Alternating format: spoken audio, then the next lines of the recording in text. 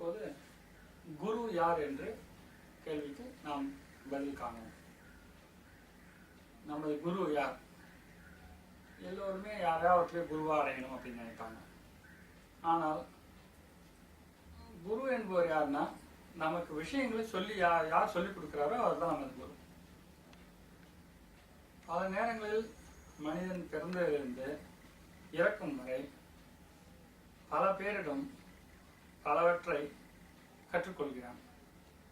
அதனால் ஒரு மனிதனுக்கு ஒரே ஒரு குரு இருக்க முடியும் என்று எக்காலத்திலும் நம்ப இயலாது.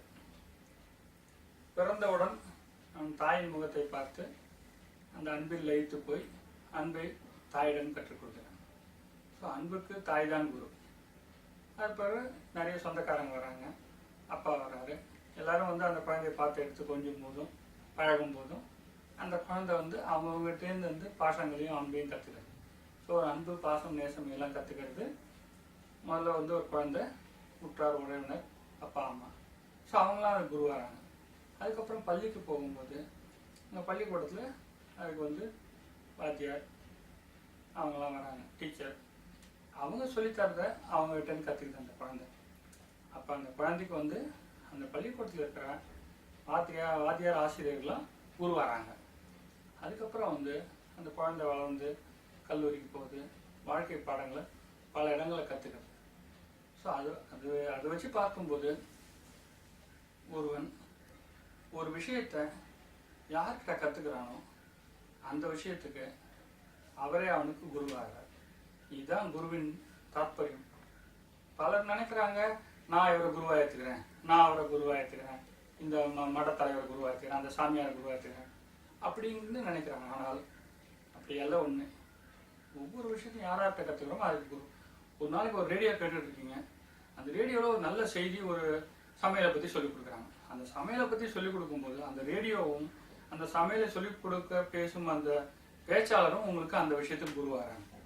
இதுதான் கற்றுக்கொள்ளுதலின் ஒரு முக்கிய அம்சம். எல்லா இடங்களிலும் என்னென்ன விஷயங்கள் கற்றுக்க முடியும் மனிதன் தொடர்ந்து கற்றுக்கிட்டே இருக்கான். அது நிறுத்தத்தே கிடையாது. கடைசி வரைக்கும் மனிதர்கள் கற்றுக்கொள்வது நிறுத்துவதில்லை. இன்னும் சொல்லப்போனால் எந்த உயிரினங்களும் நிறுத்துவதில்லை. தனக்கு முடிஞ்ச வரைக்கும் கற்றுக்கிட்டே தான் இருக்கு. கற்றுக்கிட்டு அது பல இதுவும் முயற்சிகள் பண்ணுது. அந்த முயற்சிகள் அவங்களோட ஒரு மூளை அளவு, அது கடவுள் படைத்தது. அந்த கடவுள் படைத்த மூளை அளவுலையும் அவங்களுடைய அனுபவங்கள் மூலமாகவும் அதில் கிடைக்கிற பாடங்களையும் எடுத்துக்கிட்டு திருப்பி முயற்சிகள் மேற்கொண்டு அதை திருப்பி செயல்படுத்துகிறாங்க. செயல்படுத்த அவங்களுக்கு ஒரு பக்குவம் அடைகிறது. இந்த பக்குவ நிலை வரும்போது ஒரு அறிவுத்தன்மை வருகிறது. அதுலேயே அந்த அறிவு ஜீவி ஆகிறார்கள். அப்படி ஆகிறவர்கள் திருப்பியும் குருவாகிறாங்க. திருப்பி இந்த மாதிரி குருங்கிறதே கூட ஒரு தொடர்ந்து ஒரு சங்கிலி தொடர் போல தான். அதில் எந்த ஒரு குருவுமே முதல்ல சிஷ்யனாக இருந்தவர் தான். இன்று சிஷ்யனாக இருக்கிற சிலர் குருவாகவும் மாறுவார்கள். அதனால யாருக்கு இந்த சொல்லித்தரும் தன்மை அதிகமாக இருக்கிறதோ அவர்கள் உலகத்திற்கும் மற்றவர்களுக்கும் குருவாக மாறுகிறார்கள். அவங்ககிட்ட தொடர்ந்து நம்ம பல விஷயங்களை கற்றுக்கலாம். அதனால எல்லா விஷயங்களையும் கற்றுக்கோங்க. யார்கிட்ட விஷயங்களை கற்றுக்கணும் அவங்க எல்லாம் குருவாக மதிங்க. அதில் மதிப்பும் மரியாதையும் பெறும்போது நீங்களும் அவங்ககிட்ட இன்னும் நிறைய கற்றுப்பீங்க. இந்த கல்வி தொடரட்டும். இதுவே எனது செய்தி இந்த விஷயத்தில். வணக்கம்.